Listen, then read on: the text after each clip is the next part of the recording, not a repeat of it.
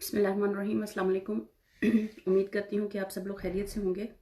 ये कश्मीर के जो 1 करोड़ से भी कम, चले अगर कुछ लोग अगर नहीं लड़ रहे, 1 करोड़ से भी कम लोगों के लिए आपको 1 मिलियन आर्मी जो है आपको कश्मीर में रखनी पड़ी है।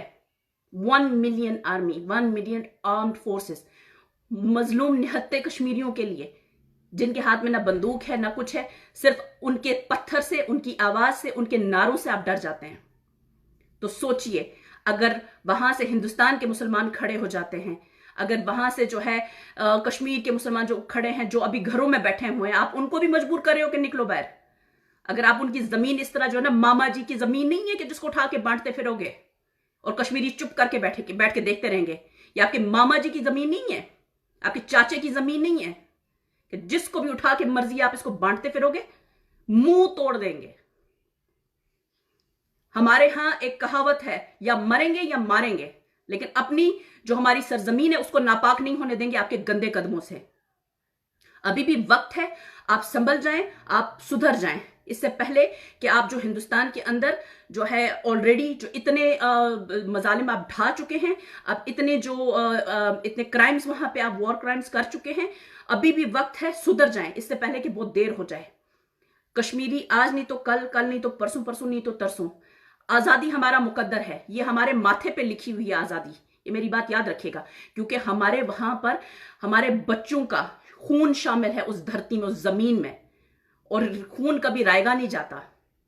आप किसी की नीयत नहीं पढ़ सकते। वो लोग अपनी सरजमीन की बका के लिए वो लोग खून दे रहे हैं। वो आप लोगों को हटाना चाहते हैं वहां से, वो जो आपकी आर्म फोर्सेस है उनको निकालना चाहते हैं। आज तक किसी कश्मीरी ने किसी हिंदुस्तान से आए हुए इंसान के साथ कभी कोई ज्यादती नहीं की, उनको हमेशा इज्जत दी। अभी भी जब कोरोना वायरस का लॉकडाउन है, कितनी फैमिलीज को अपने घर में लेके गए, अपनी बिसात के मुताबिक जो है उनकी खिदमतदारी की।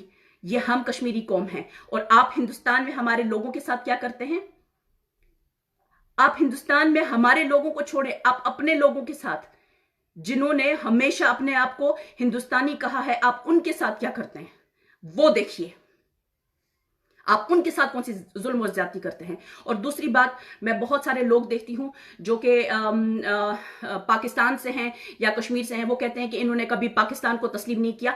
हिंदुस्तान के मुसलमानों का वतन है, और वो अगर बात अपने वतन के लिए कर रहे हैं, ये उनका राइट बनता है। हम में से किसी को कोई जरूरत नहीं है उनको ताना देने की कि वो पाकिस्तान को एक्सेप्ट करें, और इसी आइडियोलॉजी की वजह से वो लोग इस टाइम मुसीबत में फंसे हुए हैं।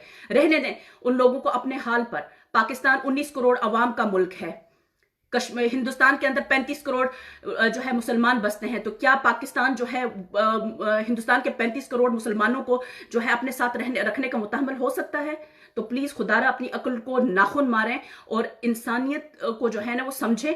जो जहां पे पैदा हुआ वो उसका वतन है, वो सही है गलत है, वो हिंदू के साथ रह रहा है, वो किसी क्रिश्चियन के साथ रह रहा है, वो उसकी सरजमीन है। आप किसी को किसी की सरजमीन से निकालने के लिए वो मत करें। वो अगर आपको एक्सेप्ट नहीं करते तो इस तरह आप भी उनको एक्सेप्ट नहीं करते हैं। हमें बहसियत इंसान एक दूसरे को सपोर्ट करना चाहिए। अगर हम जो है इसी तरह आपस में जो है नजरियात और वतन परस्ती की बुनियाद पर एक दूसरे से लड़ते रहेंगे तो हम जलीलो ख्वार होंगे, और इसी तरह जो है हम जलीलो ख्वार हो रहे हैं। तो प्लीज मैं आप लोगों से गुजारिश करती हूं कि ये जो हिंदुस्तान के मुसलमानों को कहते हैं कि उन्होंने कश्मीर के लिए बात नहीं की, इसका मतलब ये नहीं है कि अगर उन्होंने नहीं की तो हम भी नहीं करेंगे। क्या पता वो बेचारे उन लोगों की हालत देखें, वो हमारे लिए क्या बात करेंगे, जो अपने लिए नहीं लड़ सकते, जो अपने लिए नहीं बोल सकते, जिनको एक जो है बाहर निकलते हैं तो उनको सब्जी नहीं बेचने दी जाती। उनकी तकलीफ को आप महसूस करें, उनको देखें कि वो किस तकलीफ में हैं, उनको देखें कि उनको उनके साथ क्या हो रहा है। अगर आप अभी भी उनकी तकलीफ, उनका दर्द महसूस नहीं कर सकते तो हम इंसान कहलाने के लायक नहीं है। और वो मुसलमान कभी मोमिन नहीं हो सकता जो सिर्फ अपनी जातियात का बदला ले कि भाई उसने मेरे लिए कुछ नहीं किया तो मुझे भी उसके लिए कुछ नहीं करना चाहिए। हमें इस गंदगी से, इस गंदी जहनियत से बाहर निकलना होगा। अगर कोई मजलूम है उसका साथ दो, उसकी आवाज बनो।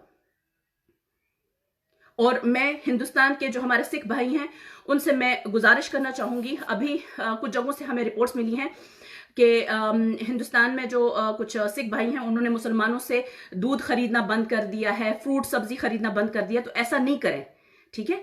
ये कोरोना वायरस जो है ये चाइना से फैला है। चाइना में कोई मुसलमान जो है इसकी जद में नहीं आया, ठीक है, ना ही इसका किसी मजहब के साथ कोई ताल्लुक है।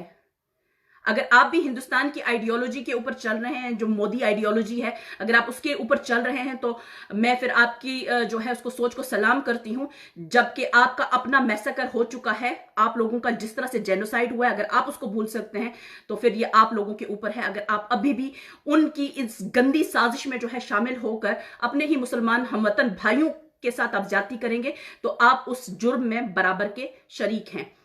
आखिरी बात कहना चाहूंगी, जो मिस्टर मोदी का ट्वीट था, जब जो बहुत सारे अरब ममालिक से बहुत सारे स्कॉलर्स ने ट्वीट किया कि हमें जो है हिंदुस्तान के साथ ट्रेड बंद कर देनी चाहिए, तो मोदी जी का एकदम से ट्वीट आ जाता है कि ब्रदरहुड और हम जो है इसका कोई कास्ट नहीं, क्रीड नहीं और ये कुछ नहीं। Where the hell is mister Modi, जब उनका जो मीडिया है वो भौंक रहा होता है मुसलमानों के खिलाफ, जब अर्नब गोस्वामी जैसे गंदे अंडे जो हैं वहां पे मुसलमानों के ऊपर जो है वो कीचड़ उछाल रहे होते हैं, उसको मुसलमानों के साथ जोड़ रहे होते हैं, तो कहां पे होता है मिस्टर मोदी? मिस्टर मोदी अगर इतना ही जो है वो कास्ट, क्रीड और इस ब्रदरहुड की बात करता है, तो वो टीवी पे आके जो है उस पे भाषण क्यों नहीं देता अपने वतन के लोगों को? जब वो थाली बजाने को कहता है, सड़कों पे नंगे नाचने को कहता है, उस टाइम मिस्टर मोदी कहां पर होता है? उस टाइम वो अपने लोगों से क्यों नहीं कहता कि तुम सब लोग जो है भाई हो, आपस में मत लड़ो, ये वतन जो है जितना एक हिंदू का है उतना ही एक मुसलमान का है। उस टाइम मिस्टर मोदी कहां पे होता है? उस टाइम मिस्टर मोदी कहां पे होता है जब उनका मीडिया मुसलसल मुसलमानों के खिलाफ जहर उगल रहा होता है, कश्मीरियों के खिलाफ जहर उगल रहा होता है? उस टाइम वो वहां पे अपने मीडिया के ऊपर लगाम क्यों नहीं लगाते, उनकी बोलती बंद क्यों नहीं करते? तो ये बकवास जो उनका ये स्टेज ड्रामा है, ये हमारे उस पे जो है ना, हमारे ऊपर नहीं चलेगा।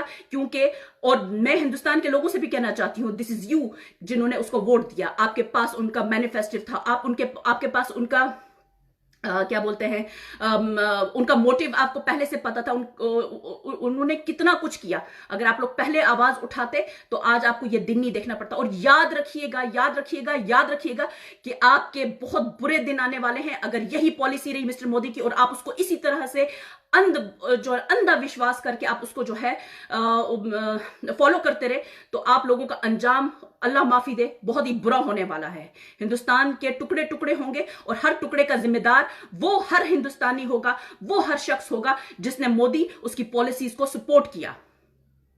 उस टाइम हिंदुस्तान अकेला होगा। याद रखिएगा, जब किसी के घर में आग लगती है तो कोई दूसरे के घर बचाना नहीं चाहता, वो सबसे पहले अपना घर बचाता है। हर मुल्क उस टाइम अपना घर बचाएगा, आपके पीछे कोई नहीं निकलेगा। आपने ना अपना, आप जाते हो, मैं तो मिस्टर मोदी की पॉलिसी को दाद देती हूं। यहां से वो अमेरिका के साथ, इसराइल के साथ ताल्लुकात कायम करके रखा हुआ है और बड़े फख्र से कहता है कि हमारे इसराइल के साथ ताल्लुकात, हमारे अमेरिका के साथ ताल्लुकात। और हमसाए में जितने ममालिक है, वो चाइना है, पाकिस्तान है, अफगानिस्तान है, वो बांग्लादेश है, कोई भी, ईरान है, हर एक के साथ उसका ताल्लुक खत्म, हर एक के साथ उसने ताल्लुक खराब किया है। कौन इसकी मदद को आएगा? कौन आएगा इसकी मदद को? क्या हिंदुस्तान के जो ये अपने आप को कहते हैं कि हम चांद, सूरज, पता नहीं सितारों पे पहुंच गए, उनके दिमाग काम नहीं करते? जो गौमूत्र को, काउ डंग को जो है ना खाने पे तरगीब दे रहे हैं, मुझे लगता है कि उनके दिमागों में वही काउ डंग और काउमूत्र ही जो है वो दिमागों में भर गया है, जिनको ये दिखाई नहीं देता कि अमेरिका को हम तक पहुंचने में कितना टाइम लगेगा, इसराइल को हम तक पहुंचने में कितना टाइम लगेगा। लेकिन जो हमारे नेबर्स हैं उनका क्या? उनमें से किसी एक के साथ ताल्लुक अच्छे नहीं है इसके। और अब जो अफगानिस्तान में इसने इतना पैसा इन्वेस्ट किया, वो अपनी गरीब आवाम पे इन्वेस्ट करने के बजाय अफगानिस्तान में इन्वेस्ट किया ताकि पाकिस्तान को कमजोर करे, अपने नेबर को कमजोर करे।